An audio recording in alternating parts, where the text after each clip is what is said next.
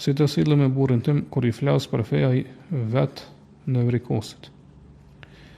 Si shembull i them, nuk bën me rrejt, nuk bën me pi alkool, por më thot leje këtë muhabet.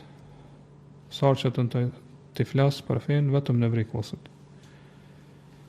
Dua të them se është tip shumë i qetë, por nëse i flet për Zotin ai në vrikosit. Vazhdon me këshilla, do të thonë vazhdon me këshillu, vazhdon në rëndësishme është me lutë Allahun që me udhëzu ato. Lutë Allahun sa më shumë. Sidomos, do të thonë namaz farz, po nëse ki mundësi në sejdë ose në para selamit, lutë Allahun që me udhëzu.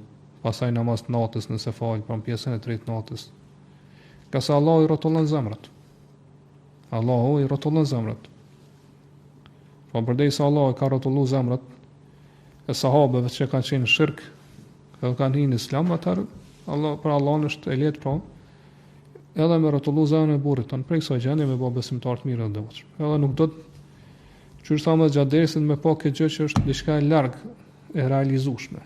Ose me thonë ja burri jam është shumë i keq, s'ka mundësi që Allah më udhëzoj. Kjo është mendim i keq.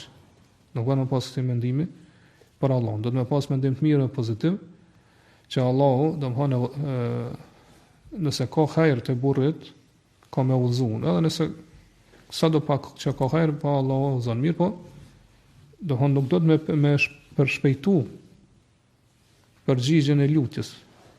Me mendu që si të lutesh ai më herë, nesërën ka mundësi edhe mendo kjo, padyshim. Po ka mundësi që një herë më herë Allah më ia pranoj lutjen, atë për atë. Jo det nesërën, mirë, po nëse Allah nuk ta përmbush lutjen nëse kërkesën tonë më një herë mos e humb shpresën. Vazhdo me lutë Allahun derisa Allahu pra të udhëzon burrin ton. Edhe sa për këtë këshillës që ja burrit ton, mundo mos me këshillu vazhdimisht. Nëse njeriu vazhdimisht i fol, vazhdimisht e këshillon, e irriton.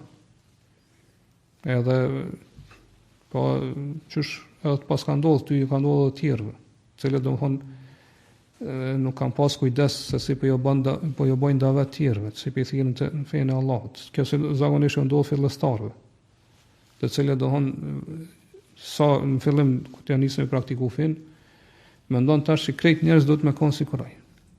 Edhe domthon se janë nis muhabet ai më herë ju fol veç për fe. Edhe njerëz të pa përgatitur, që nga ana e imanit, që nga ana e dijes, fillojnë më irritu.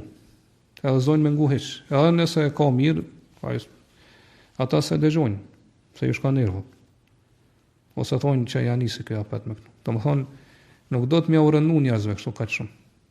Mirë po do të me zgjedhë situata, rastet caktume, kur e din që këshilla bën dobi më shumë, edhe ndikon më shumë.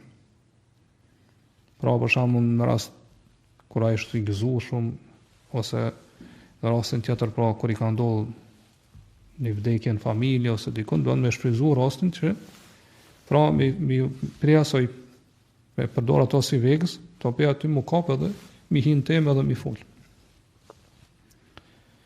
Pas gjithashtu, domethënë pe këtë rast pra sa i përket grave, prej mënyrave se ndikojnë te burri është që ato me qenë të mira me burrat e tyre. Ka me qenë sjellshme, sidomos se më herët nuk ka qenë, pra kur ka filluar praktiku fen mu bëhet sjellshme, kjo besoj që ka ndikim të madh te burri se është që feja ka përmirësuar gruan e tij. Edhe do thonë jeta me to u bë më e mirë, më e këndshme. E kështu më radhë, kështu që ka pasaj, pra kur është që gruaja e tij po është më e sjellshme, po i bindet, kuptohet jo në gjinohe që është më lart. Atëherë kjo përveç nëse ka zemrën këtë gurit fort, besoj që ndikon që ai do thonë me pranu më shumë këshillat e tua. Edhe është natyrën e njeriut që kur dikush i bën mirë, fjalën e tij e ngon më shumë. Do thonë ja pranon fjalën më shumë kur ti i bën mirë ndaj dikujt.